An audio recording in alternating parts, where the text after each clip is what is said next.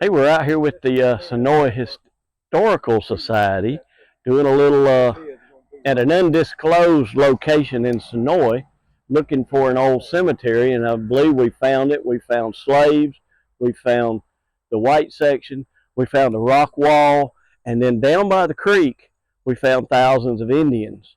So I think we've verified all that they wanted to know, and maybe a sign will get put up by a developer that at least says this was a graveyard for the Old Bridges Plantation. Verification we have. You will never, ever, ever, never have we found blacks and whites mixed together. They're either all black or all white. So if that was blacks over down there, then there's a lot of blacks buried Oh, here. I'm gonna bet you on this hillside, this way they were 1,500 graves. How many? 1,500. Wow. And I think I'm being short there. Interesting. Well, you figure if there's ever 3 foot, center to center of the grave, Well, and from here to that creek down there is 800 feet. so,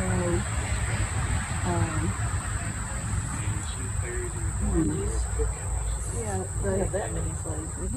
Didn't matter. Didn't matter. Whoever owned the next property over, and the next property over, Brought theirs here. community burial ground. We find almost 0 family plots with 2 or 3 graves in it. Really? Mostly because they're hard to find, number 1. Number 2, people that say they're there, they're not there when we go to look for them. So this was never You can research it all.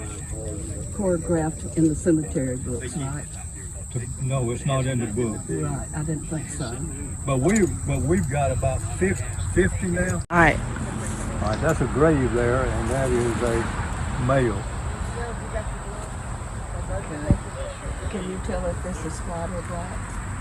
I can if I can take 3 more steps. Well, be careful, but it looks like it's a ditch right there. And there's a piece of iron too. I found a lady and a boy down there, This is a male.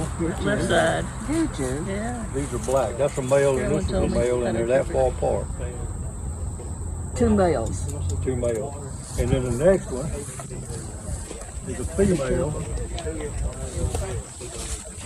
And the next one's a male. Where cemeteries were. Yes. People would build the cemetery first or start the cemetery, and then because first time somebody buried somebody's grandma there, they said, well, I'm gonna put my grandpa next to him and then my mama, and they said, well, let's build a church down there, and then it evolved.